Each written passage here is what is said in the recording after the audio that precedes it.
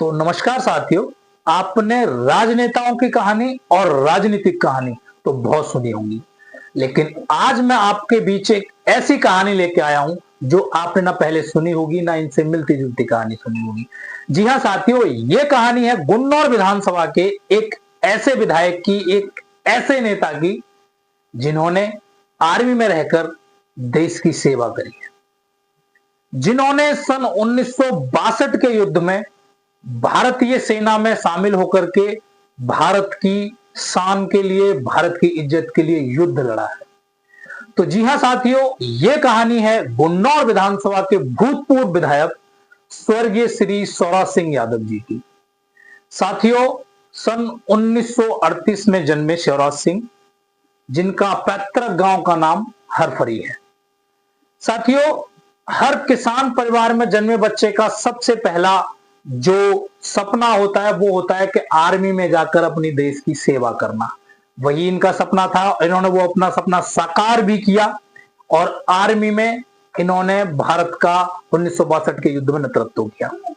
साथियों, 1962 का युद्ध इस तरीके से हुआ था कि 1962 के युद्ध में इनकी एक बटालियन चीनी आर्मी से युद्ध लड़ रही थी और पूरी बटालियन उस युद्ध में मारी जाती है। सारे बटालियन के सेना अधिकारी और सारे जवान वहां पे शहीद हो जाते हैं और उसी बटालियन में से, उसी टुकड़ी में से स्वर्गीय सौराज सिंह यादव एक घाटी से नीचे गिर जाते हैं।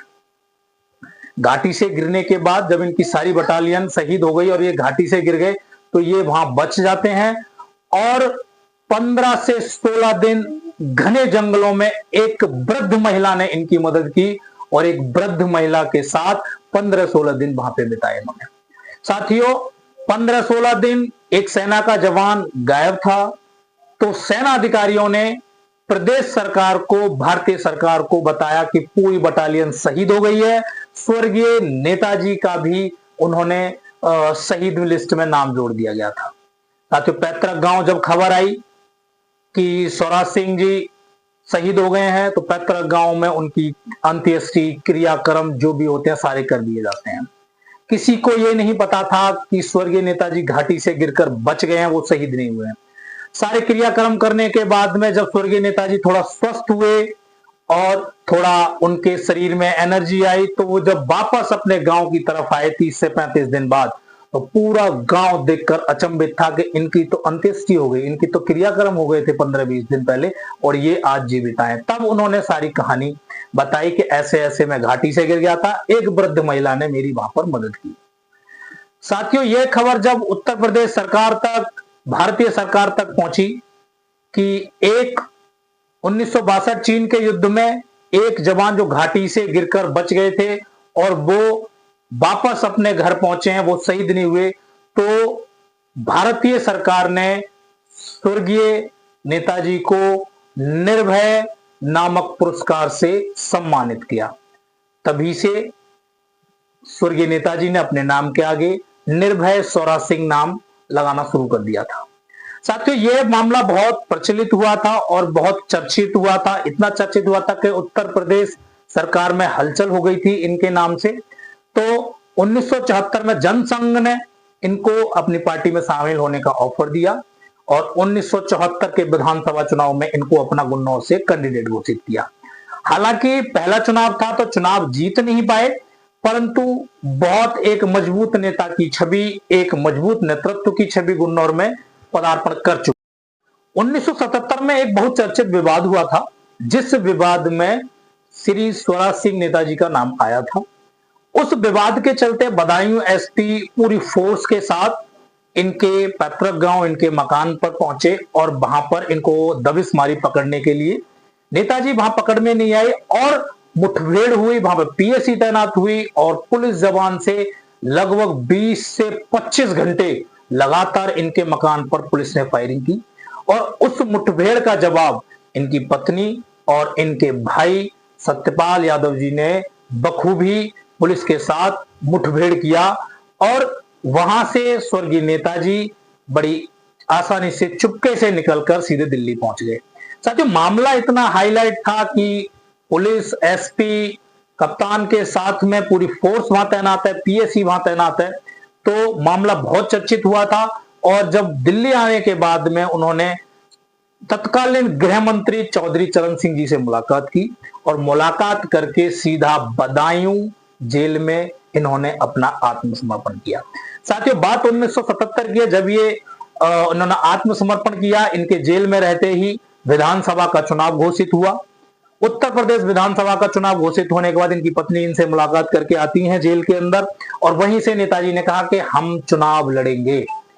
इन्होंने जेल के अंदर रहते हुए अपनी दावेदारी पेश की और क्षेत्र में इनकी पत्नी ने और इनके परिवार वासियों ने, इनके घर वालों ने, इनके भाई ने क्षेत्र के अंदर मेहनत की और स्वर्गीय स्वराज सिंह नेताजी को उस मेहनत का फल मिला।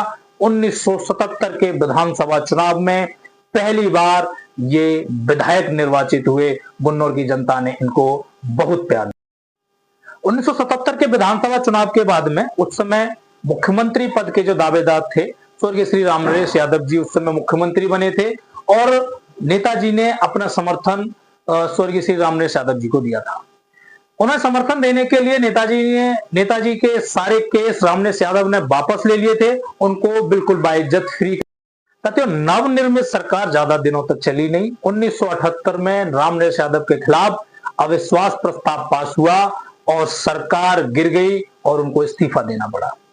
साथियों, उसी दौरान बनारसी दास गुप्ता मुख्यमंत्री बने और मुख्यमंत्री बनने के बाद उन्होंने स्वर्गीय नेताजी को अपनी पार्टी जनता दल में शामिल होने का अवसर दिया और वो जनता दल में शामिल हुए। तो यहां पर जो विवाद की मैं बात कर रहा था, ये विवाद बड़ा चर्चित हुआ था और ये विवाद इतना चर्चित था कि बहुत सारे मतभेद रहे हैं इस विवाद के चक्कर में। विवाद क्या था मैं आपको बताता हूं। साथियों, उस समय के पूर्व मुख्यमंत्री एनडी तिवारी ने स्वर्गीय नेताजी को कांग्रेस में शामिल होने का मौका दिया था। कांग्रेस में शामिल होने के लिए उनसे पूछा था, तो एनडी तिवारी जी से डायरेक्टली विधान परिषद के अंदर, विधानसभा के अंदर, विधानसभा सदन के अंदर स्वर्गीय नेताजी ने उनसे झड़प की, उनसे हाथापाई की नौबत थी, हाथ पकड़ के झड़क भी दिया था। वहां से एनडी तिवारी जी को बहुत बुरा लगा। तो इस तरह के नेता थे स्वर्गीय स्वराज सिंह जी। पूर्व मुख्यमंत्री से इतनी तगड़ी झड़प हुई थी कि उनका हाथ पकड़ के विधानसभा सदन के अंदर झड़प दिया था।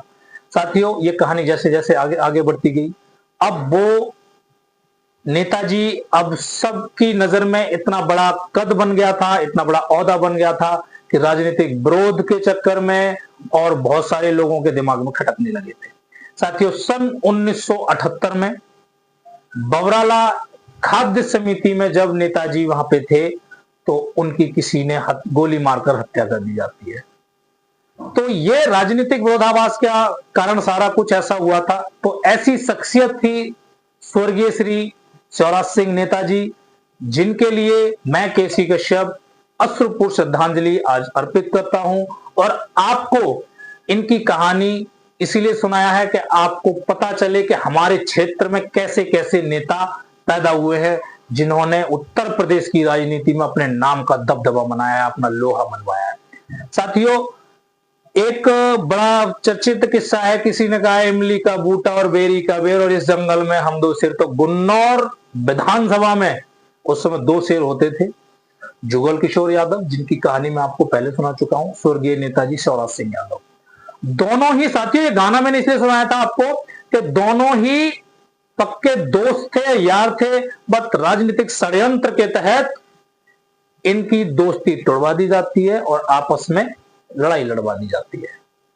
तो इतनी कहानी है स्वर्गीय नेताजी की। आपको कहानी पसंद आए तो कमेंट जरूर करना। अगली कहानी आपको इतिहास के पन्नों से किसकी निकलवा के लानी है उसका नाम कमेंट करना, वीडियो को शेयर कर देना और भाई साहब फॉलो भी कर लेना। राम राम, जय हिंद, जय भारत।